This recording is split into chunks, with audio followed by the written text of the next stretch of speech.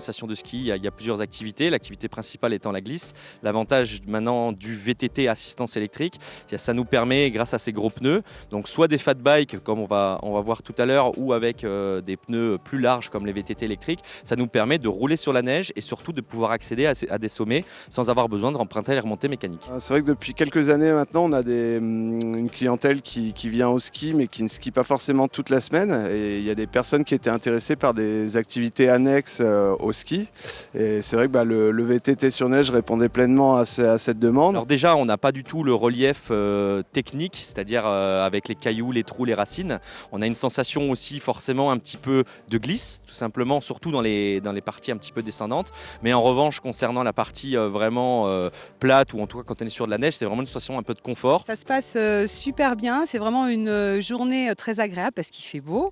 Alors l'inconvénient quand il fait chaud comme ça, c'est la neige qui est un peu molle, donc du coup c'est pour ça qu'on dérape et quand on prend nos chemins, on n'est pas toujours très droit et c'est pas le génépi. La qualité de neige n'est pas top parce que la température est relativement élevée, donc on a un manteau qui est un peu instable.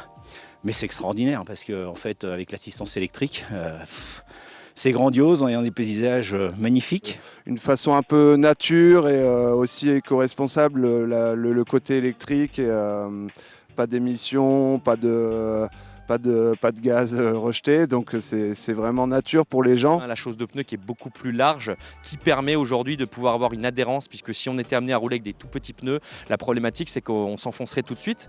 Là, le gros avantage des gros pneus, c'est que ça nous permet de rouler sur une neige molle, même par des conditions comme on peut avoir en ce moment, qui peuvent être des fois pas terribles à cause du redoux. Sur le fight bike, on va dire que c'est un avantage, notamment quand on est sur de la neige molle comme ça, puisque du coup il y a une meilleure adhésion.